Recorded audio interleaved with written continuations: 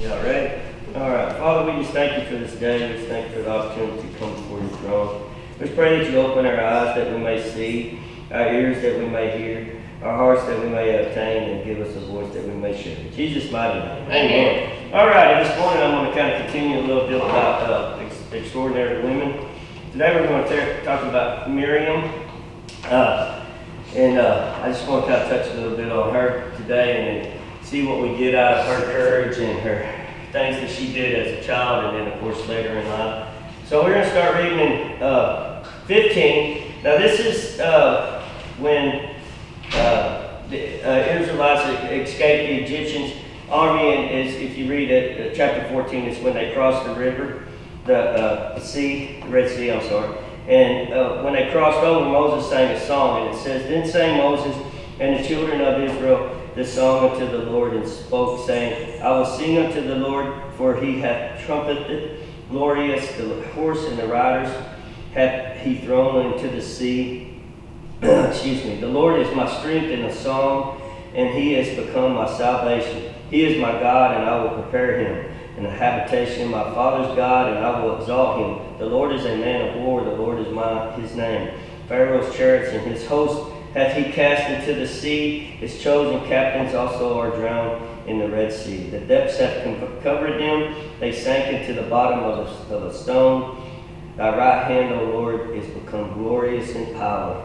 Thy right hand, O Lord, hath dashed the pieces of the enemy." Amen. Amen. Now, the reason I want to bring that up is because this is actually really, of course, it's an awesome story about God bringing the children of Israel out of captivity and going across the Red Sea.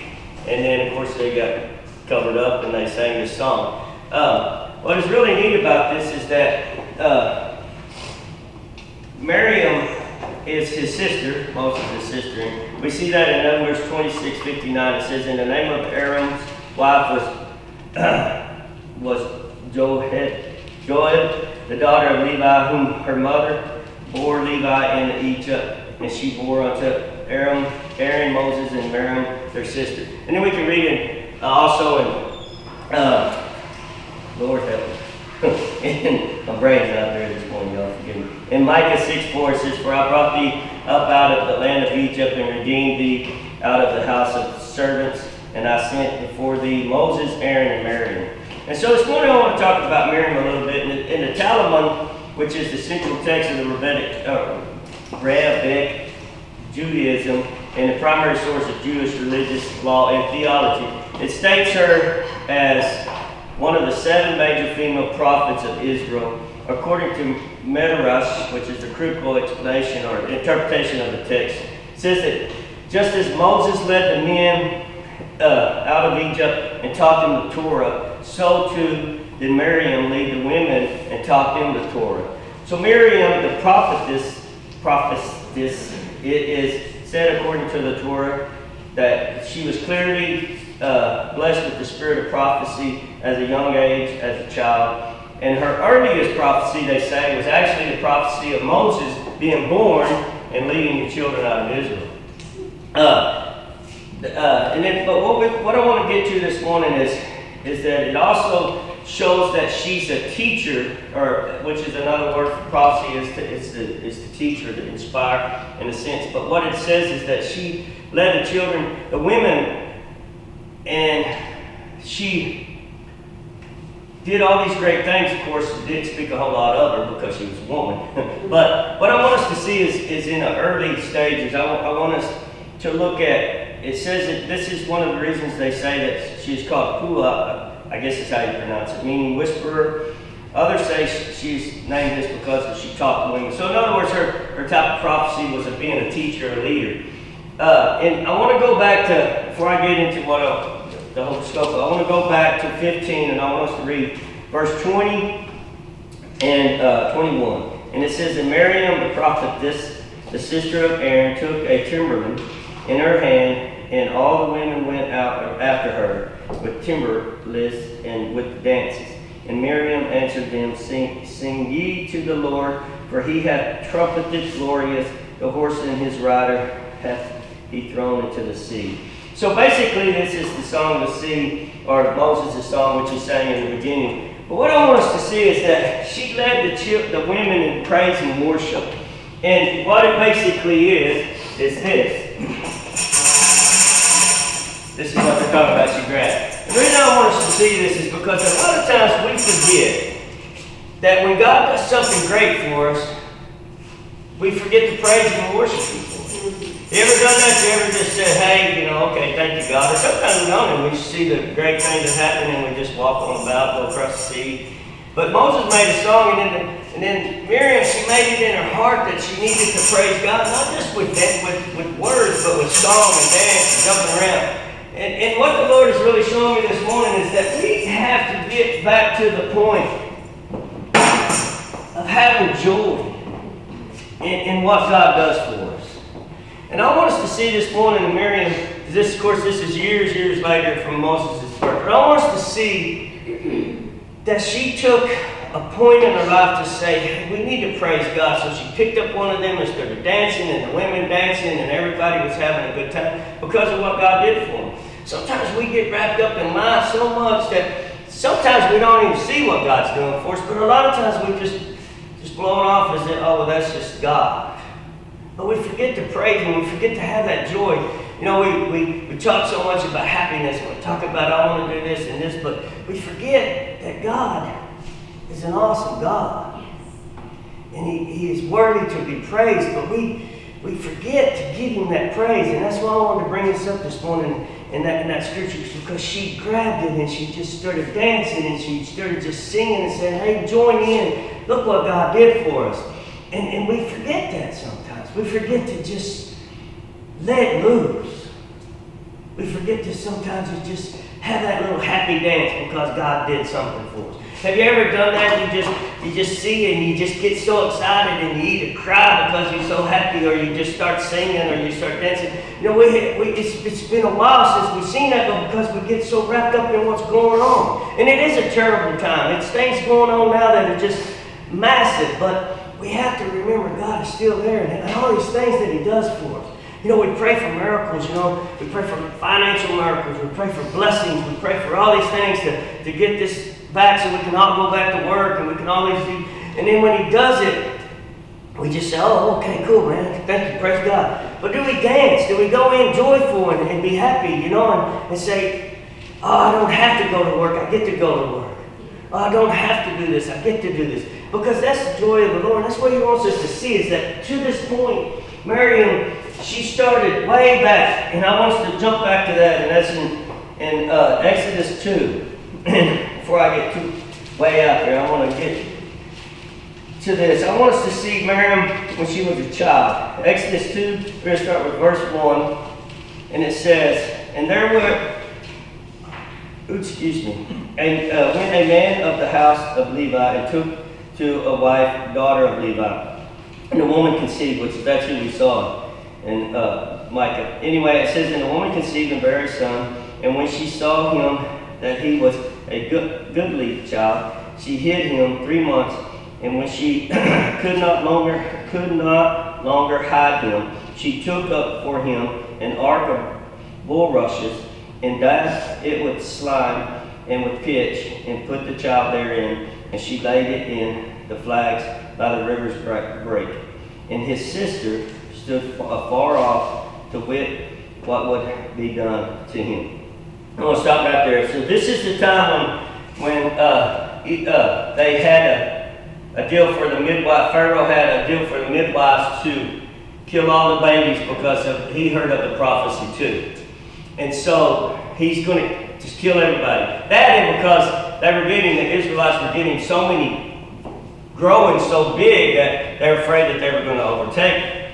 So what he did is he had this claim. And so we know that Miriam, she was about 4 years older than Aaron, and she was 7 years older than Moses. So she was about 7 years old when this happened. And so we see that they tried to hide him. And the thing about this that I learned through doing commentary and studying is that she had been helping her mother as a midwife, because her mom was a midwife. She had been helping her even as a child. So there's no telling what she saw as a 7-year-old child being assistant to her mother as a midwife. So what is so cool about this, and this is what I want us to see in Miriam, is that she's 7 years old, and they've been hiding Moses for a few months, and now they're saying, well, what are we going to do? So they put him in the water, and he floats down. She follows him, and she just keeps going until he just gets, and then all of a sudden, Pharaoh's daughter is bathing. And most commentary that I read and most stuff I read about Pharaoh's daughter, she was supposedly had some form of leprosy. So she couldn't bear children, and she, I guess, chafed and stuff. So she was actually down there cleaning herself, or bathing, as they say. So she sees the baby, and I'm assuming, just this is my assumption, but she's like, hey, I can't have children, even though this is a Hebrew child, I'm going to take him. So Miriam, as being the intelligent person that she was at 7 years old, she says, hey, you want somebody to take care of him? And Pharaoh's daughter's like, hey, that's a good idea. She goes, I can go get the mother for you, and we'll. And so, as we read the story, we know that she went and got Mama, and Mama came and nursed Moses. But what I want to see is, I want us to look at being yourself. I mean, this is very obvious, especially for a 7-year-old kid. But you think about the insight that she had to know what needed to be done for Moses.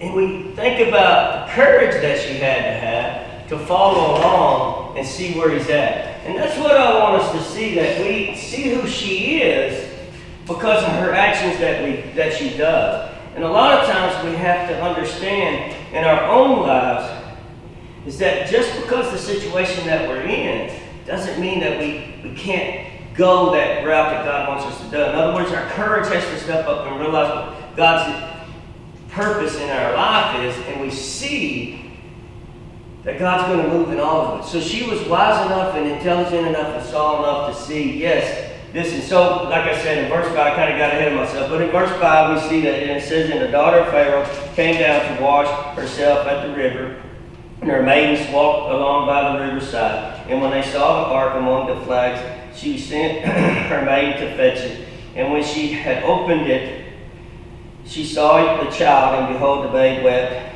And she had compassion on him, and said, this is one of the Hebrews' children. Then said his sister, Pharaoh's daughter, shall I go and call to thee a nurse of the Hebrew women, that she may nurse the child for thee? And Pharaoh's daughter said to her, go. And the maiden went and called the child's mother. So she went and got mom, as we said. So we see the courage, we see the insight. Now let's look at the purpose. So the purpose is in verse 9. It said, Pharaoh's daughter said unto her, take this child away and nurse it for me, and I will give thee thy wages. And the woman took the child and his name and named Moses, and she said, because I drew him out of the water. So we see Miriam here. We see that she had, like I said, she had courage enough to follow. She had insight enough to say, hey, I can go get someone to take care of her. And then she saw the purpose in it. See, because we have to understand that it's not all about that moment. It's about that purpose. And then as we jump into chapter 15, we see what that was. We see that the whole deal was that Moses was supposed to lead the children of Israel out. But let's think about it. Let's just kind of go back and think about if she wouldn't. What really could have happened, or what would have happened? You know, say Pharaoh's daughter did find him anyway. But Miriam wasn't there to say, hey, I can go get my mom. What would have happened? Would they have ever known what happened to Moses? But, you know, so we see all this thing went together, but it took Miriam's courage. It took her insight. It took knowing that there's something coming out of it, because she knew of the prophecy. She knew that God had a purpose for Moses. And that's what we have to do in our walk, in our life, is we have to realize God has a purpose. Now, we may not understand from one point A to point B how we're going to get to that purpose, but we have to realize, especially when God gives you something, when God puts something in your heart, when God gives you a desire to say, this is what you're going to do, or this is your church, or this is your calling, this is where you're supposed to be, this is your job. Why did God give you that job? You know, because I think about this all the time. I think, man, I could be doing something different. But he put me here for a reason. And he put you somewhere for a reason. And if we really are walking in the path of the Lord, and we really seek him, and we ask him to search us, and we ask him to say, guide me in everything I do, we cannot stop and start doubting why he put us there. We have to have the courage to follow. We have to have the insight to know. And we got to understand the purpose.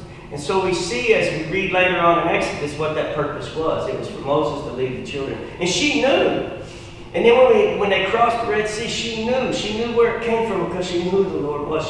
So she danced and she praised and they worshiped. And that's what I'm saying. See, we can't think about all the things that happen to get us to the point. You know, because the worst thing and one of the worst things that we do is we always go back to what we did. We always think, oh man, I'm not worthy. Man, God. I mean, if you look back, baby, God, heavens. But what I'm saying is that we tend to look back on the other side of the Red Sea. And we always think about, oh man, I was not worthy. I was a slave of this, I was a slave of that. I did these things, but he doesn't want us to. He wants us to pick up the tambourine. He wants us to dance and sing and praise and worship because we know that there was a purpose in it. And I really, really, truly believe that she knew right then that the thing that she did as a child and the thing that she followed and Moses being raised by Pharaoh's daughter and all the things. Because you ever think about it? I mean, really, I was thinking about this morning. You know, if Pharaoh's daughter would not have raised Pharaoh, do you really think Pharaoh would have let him come and talk to him? I mean, how did he get to be able to go in front of Pharaoh? I mean, really think about that. Especially a guy's been hidden for 40 years, they ain't seen, and then he shows up and he says, hey, Pharaoh, you're going to let my children go. God said, I am said that you're going to let them go. And he looks at him like, well, who are you? But I really believe that all that got up to that point, got to that deal to where he could do what God wanted him to do. But what I want us to see this morning is that we have to remember to praise him. See, and that's the whole thing. And then we read a little bit farther on and we see that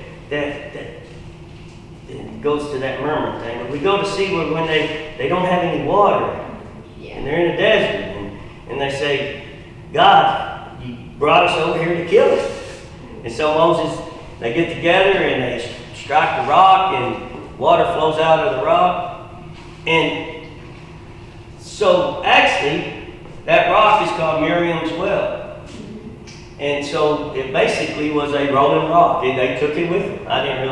It's kind of wild when you think about it, but when you read, I want to share something with you real quickly before I get into what I really want us to see this morning. But if you turn to Numbers 12, 1 through 6, I want to read something real quick. No, I'm sorry, that's the wrong one. It's 20. I'm sorry. And it says that then it came to the children of Israel, even the whole congregation, into the desert of Zion in the first month, and the people of God in Kadesh, and Miriam died there and was buried there.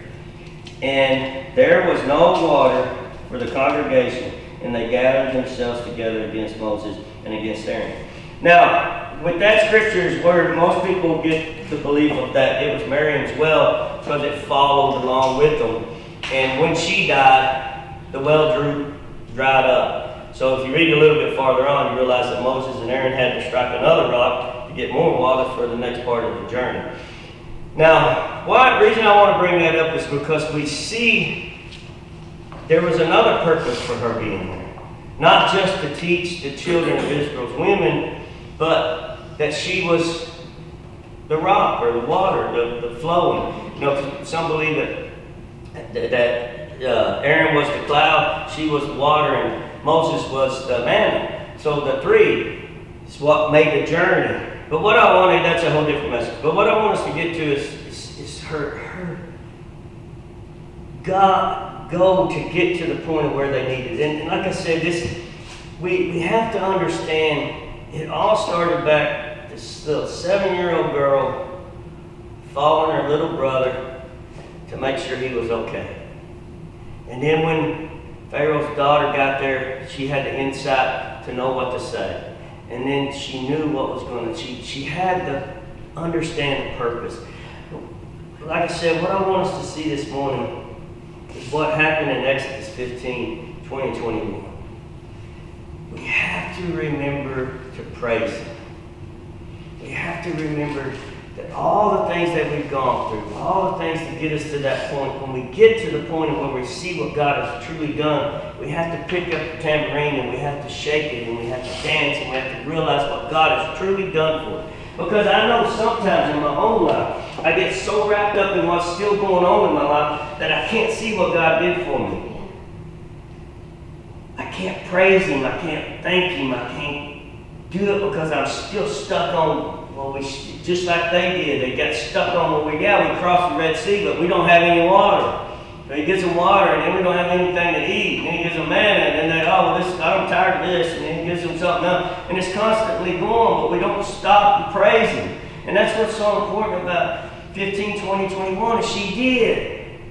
And not just her, she made everybody else get up and dance and sing. And she said, hey, we got to praise the Lord. And so what, like I said, we got to jump up and we have to dance and we have to realize what's going on. And then we see that, I want to touch base on this just real quickly because I want you to see what kind of woman, how strong she was. Because in Numbers 12, we see that she rebuked Moses for marrying the Ethiopian woman.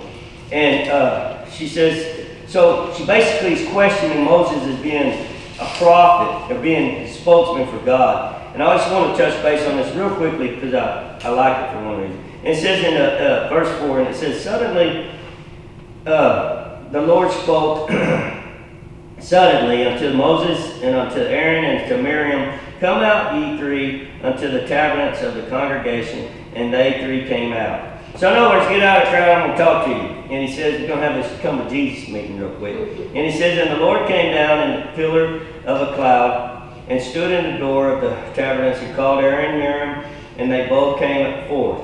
And he said, hear now my words. If there be a prophet among you, I, the Lord, will make myself known unto him in a vision, and will speak unto him in a dream. My servant Moses is not so, who is faithful in my house.